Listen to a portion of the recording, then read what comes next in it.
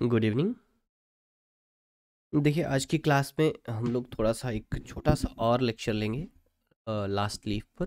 वो हेनरी की जो स्टोरी थी जिसको हम लोगों ने कल पढ़ा था, क्योंकि कल की क्लास के बाद कुछ एक क्वेश्चंस आए तो मुझे लगा कि इतनी सी थोड़ी सी बात को और डिस्कस करना चाहिए। तो ये बहुत पूरा फुल फ्लेज लेक्चर नहीं होगा, छोटा लेक्चर होगा, छोटी क्लास होगी, जिसमें केवल एक क्वेश्चन, एक पर्टिकुलर टॉपिक को हम लोग डिस्कस करने वाले हैं। देखिए, प्रीवियस ईयर का जो पेपर था हम लोग थोड़ा सा देखते हैं। ठीक है, ये पिछले साल के जो पेपर था उसमें एक क्वेश्चन आया था। क्वेश्चन था कि what according to O Henry is great art. Actually वहाँ पर ये जो वर्ड ग्रेट है वो ग्रीट लिखा हुआ है, GREET। ठीक है, स्पेलिंग मिस्टेक है, प्रिंटिंग एरर है। ठीक है, एक्चुअली वो ग्रेट होगा। ठीक है, आगे है comment with reference to the last leaf.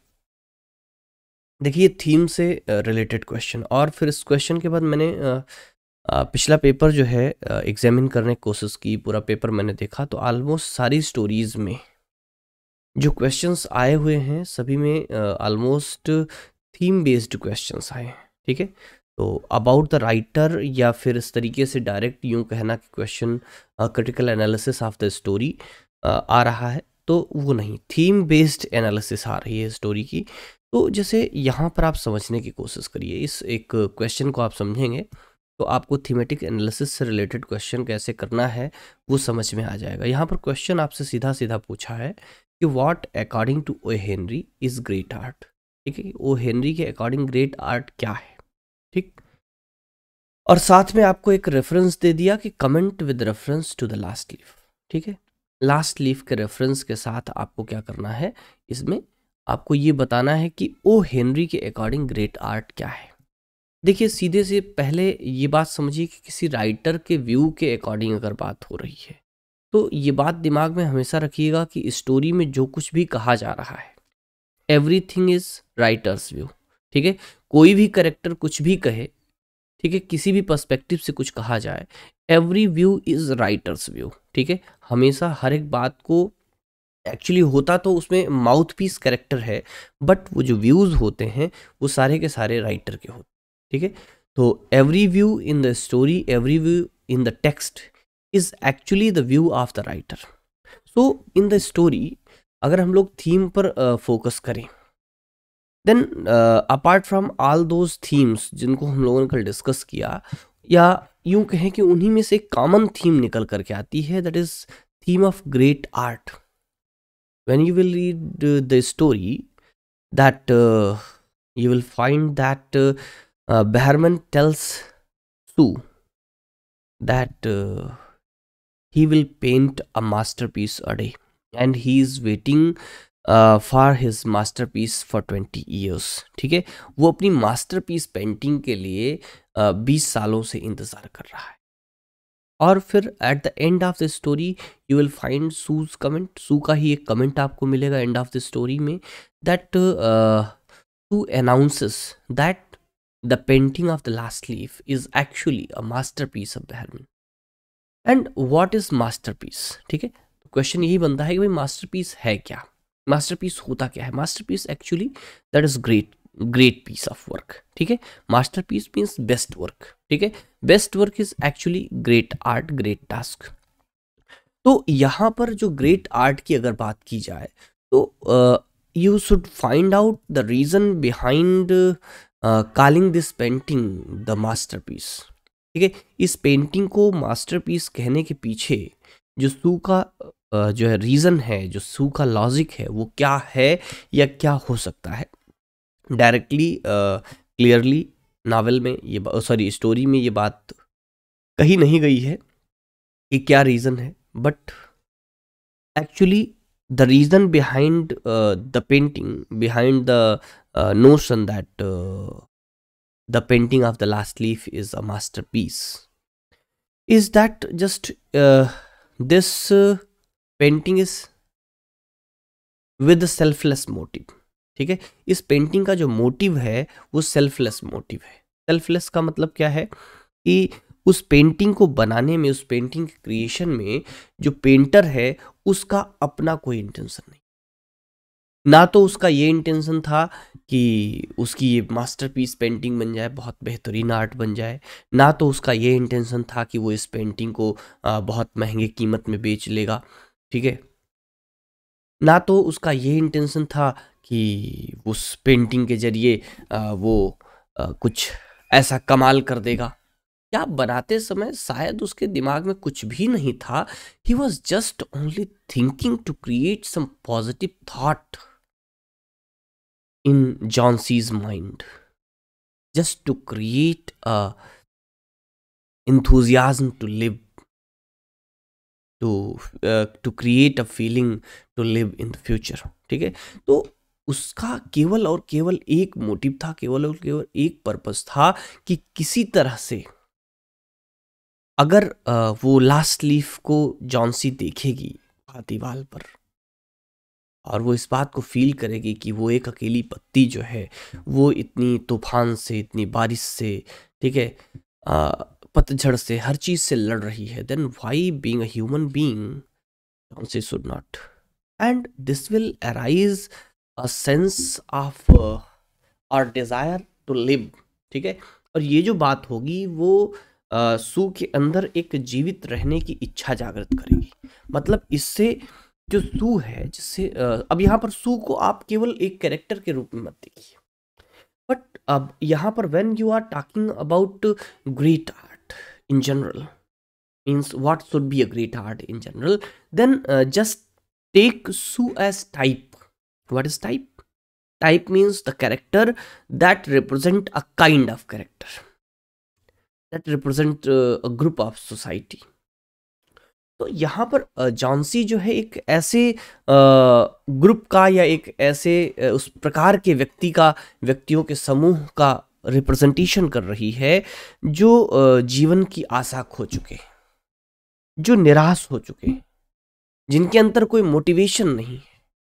Means the painting, the art that is selfless and has something to give the society, has something to motivate the society, has something to create positive effect in the society, is actually a great art.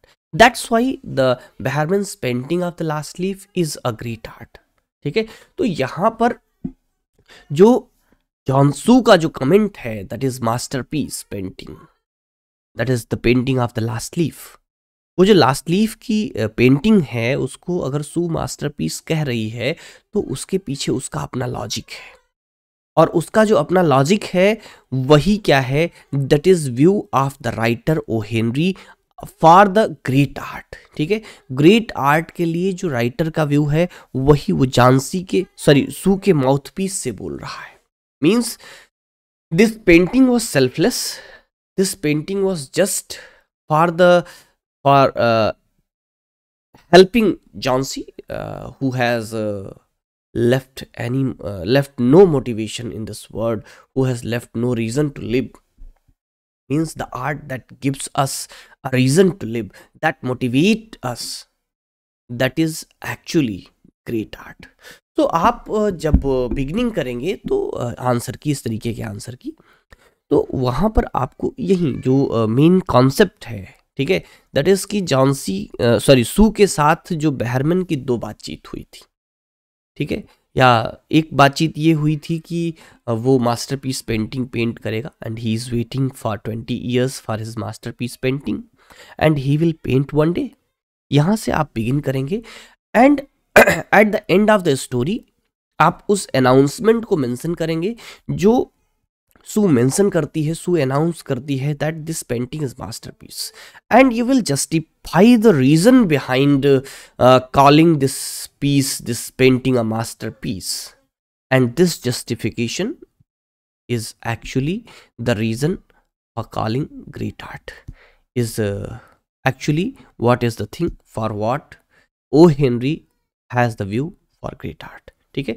यही वो reason होगा जो great art के लिए होगा। अब आप कहेंगे कि इतनी थोड़ी सी चीज़ हम कैसे कहेंगे, तो इसके लिए आपको वो पूरी स्टोरी एक तरीके से जब आप उसका रीज़न बताना स्टार्ट करेंगे, ठीक है, आप बिगिन तो करेंगे उस दो डायलॉग से सू के कि एक जब उसकी बातचीत बेहरमन से हुई मास्टरपीस पेंटिंग के लिए, सेकंड जब वो इस बात को अनाउंस करती है, और जब वो उस बात को अनाउंस करती है देयर आफ्टर उसके रीज़न को आप पूरा नरेट करेंगे, जॉन्सी की बीमारी से लेकर के उस आखिरी रात तक, जब जिस रात सू खिड़की बंद करती है और आखिरी पत्ती गिरी नहीं होती है, और अगली सुबह वो आखिरी पत्ती नहीं गिरी थी और वो आखिरी पत्ती नहीं गिरती है, and slowly Johnsy starts recovering.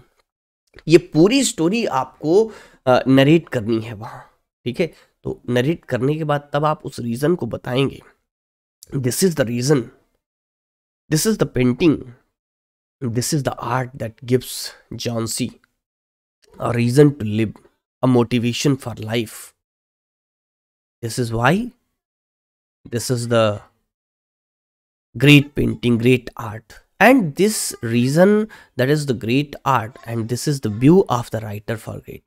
ठीक है, आप इसी चीज को जस्टिफाई करेंगे तो ये आपकी कहानी का एक आंसर हो जाएगा। अब इसी तरीके से क्वेश्चन आपको किसी भी थीम पर घुमा करके पूछ लेगा, तो आप को ये बात फाइंड आउट करनी है कि जहां से आपको क्वेश्चन पूछ रहा है, थीम के जिस पार्ट से, कहीं ना कहीं उसी स्टोरी से पूछेगा क्वेश्चन, ठीक है। तो क्वेश्चन को समझने की कोशिश आपको करनी है, क्वेश्चन आपको समझना है, ठीक है। तो ये चीज आप समझ लेंगे, देन आपका काम हो जाएगा। तभी, क्योंकि क्वेश्चन आप बेहतरीन तरीके से समझ पाएंगे तभी आप आंसर लिख पाएंगे, क्योंकि आंसर कहीं ना कहीं से आपकी जो समरी होगी उसी में से निकलेगा, ठीक है। और उस समरी को आपको, उस कहानी को आपको किस तरीके से प्रेजेंट करना है logically, that is the thing, ठीक है। तो यहाँ पर ये क्वेश्चन थोड़ा सा डिस्कस करना जरूरी था, और उम्मीद करता हूँ कि इससे आपका जो कंफ्यूजन है वो दूर हो जाएगा, ठीक है। ये एक छोटा सा मतलब डाउट क्लियरिंग कह लीजिए, रेमीडियल वीडियो कह लीजिए, एंड देयर आफ्टर जो है हम लोग आज दूसरी एक क्लास भी रखेंगे। अगली स्टोरी हम लोग एन एस्ट्रोलॉजर्स डे भी पढ़ेंगे, ठीक है। वो नेक्स्ट वीडियो में, नेक्स्ट क्लास में हम लोग पढ़ते हैं। और आप में से कुछ ने क्लास करने के बाद क्वेश्चन हमसे पूछे, जो डाउट थे कहे, और ये भी बताया कि that is they are fine with the recorded class, ठीक है। आप सभी क्लास करने के बाद इन्फॉर्म हमको ज़रूर करिएगा कि कैसा रहा। I am feeling little bit better. आज कोशिश थी कि मैं एक से ज़्यादा क्लास रिकॉर्ड करूं, बट ये एक आपके लिए क्वेश्चन सेशन, क्वेश्चन का आंसर हो पाया, और दूसरा जो है एक एन एस्ट्रोलॉजर्स डे हो पाएगा, और दूसरी नहीं हो सकी, ठीक है। उम्मीद करता हूं कि आज ये 2 वीडियोस आपको मिलेंगे, कल आपको 2 से 3 स्टोरीज़ मिलेंगी। फिर अगर कल तक आप हमको इस बात को कंफर्म कर देते हैं कि हम आपको 3rd पेपर की भी रिकॉर्डिंग्स दे दें, तो हम धीरे धीरे उनको भी रिकॉर्ड करना स्टार्ट कर देंगे, ठीक है। Thank you. इस वीडियो में इतना ही, मिलेंगे नेक्स्ट वीडियो में जिसमें हम लोग डिस्कस करेंगे an astrologer's day. Thank you.